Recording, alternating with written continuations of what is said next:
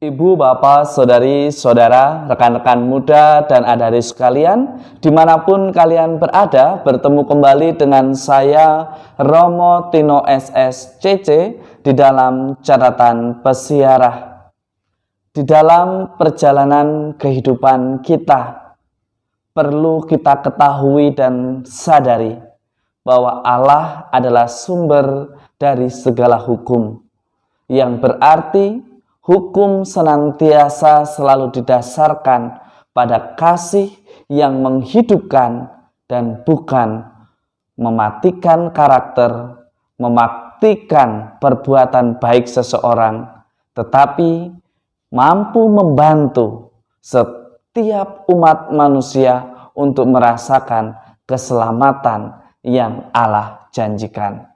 Sebelum kita mendengarkan permenungan dari catatan pesiarah, marilah kita membuat tanda kemenangan Kristus.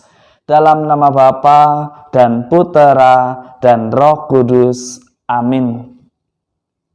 Allah Bapa Maha Kuasa, terpujilah namamu di seluruh muka bumi. Semoga kata dan karya kami menghadirkan kedamaian yang dirindukan dunia. Semoga kami juga mampu menjadi tanda dan bukti nyata akan kasih-Mu yang membawa sukacita di dalam persiaran hidup kami. Demi Kristus Tuhan dan pengantara kami. Amin. Ibu, bapak, saudari, saudara, rekan-rekan muda, dan adik-adik sekalian yang terkasih di dalam Yesus Kristus, kita diajak untuk senantiasa bersyukur sebagaimana Allah senantiasa mau tinggal bersama kita. Hanya saja seringkali Anda dan saya serta kita semua tidak menyadari kehadirannya di dalam persiaran hidup kita. Di dalam kitab pertama Raja-Raja, Allah telah bersabda bahwa namaku akan tinggal di sana. Dengarkanlah permohonan umat-Mu, bangsa pilihan dan umat pilihan. Itulah sabda Allah yang disampaikan kepada orang-orang pilihannya. Ia senantiasa tinggal dan mendengarkan doa orang beriman. Doa seperti apa? Tentu doa itu bukanlah doa yang mengatur Tuhan. Doa bukanlah dalam bentuk doa yang menjatuhkan kawan atau lawan. Tetapi kita diajak berdoa yang membantu setiap orang untuk sampai pada pertobatan yang Allah kehendaki. Kita melihat kisah yang disampaikan di dalam kitab pertama Raja-Raja, bahwa hendaknya di dalam doa kita harus berani meminta kebijaksanaan agar di dalam persiaran hidup kita betul-betul mendoakan sesuatu yang baik, yang berguna, yang mampu membawa keselamatan, bukan hanya berdasarkan tradisi-tradisi yang merupakan ciptaan manusia.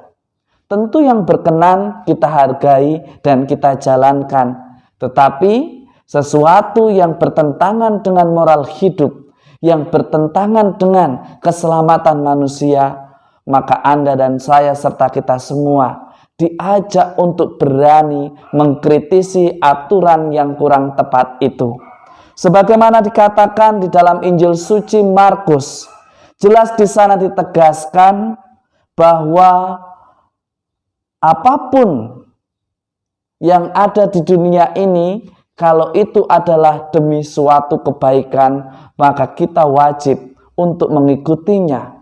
Tetapi ketika aturan itu yang diciptakan oleh manusia, yang menjadi kebiasaan turun-menurun, tetapi penuh dengan kefasikan di dalamnya, penuh dengan kecongkakan di dalamnya, penuh dengan ambisi dan keinginan-keinginan pribadi yang terselubung di dalam aturan-aturan yang sifatnya seperti keputusan rohani, tetapi hanya untuk kepuasan pribadi, maka kita harus berani untuk mengkritisinya. Seringkali karena dibungkus di dalam agama, dibungkus di dalam kerohanian, lantas seolah-olah apa yang menjadi keinginan pribadi menjadi sebuah kebenaran, seolah-olah apa yang menjadi ambisi pribadi menjadi keputusan yang penuh dengan pemikiran yang bijaksana. Tetapi sebetulnya tidak demikian. Oleh karenanya Yesus di dalam Injil suci hari ini mengingatkan kepada Anda dan saya serta kita semua di dalam menerapkan sebuah aturan. Jangan sampai aturan itu justru tidak membuat banyak orang selamat. Justru di dalam aturan itu kita melegalkan dan melanggengkan apa yang sebetulnya menjadi ambisi pribadi kita. Seolah-olah kita yang paling mencintai, seolah-olah kita yang paling mengerti dengan situasi yang ada. Dalam situasi Omikron ini, Anda dan saya serta kita semua diajak untuk semakin terus melangkah di dalam kedewasaan, di dalam kebijaksanaan. Caranya bagaimana? Selalu mendasarkan hukum dan peraturan pada kebijaksanaan kasih Allah yang bersumber dari Sang Kasih itu.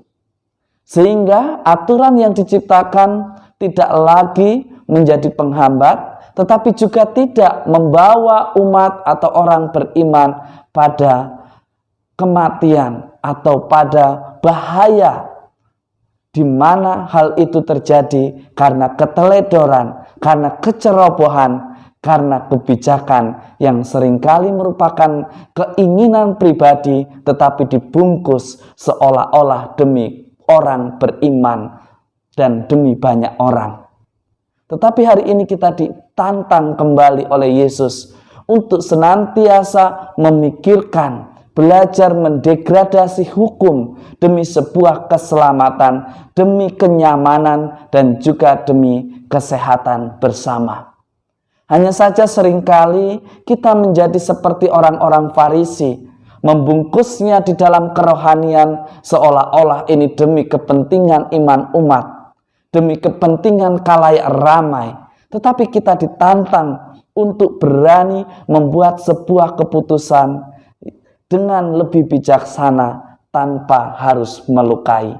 Semoga permenungan hari ini semakin membuat kita semakin mengimani, semakin mendalami peran dan tanggung jawab kita di dalam keluarga, di dalam komunitas, di dalam masyarakat, maupun di dalam hidup menggereja.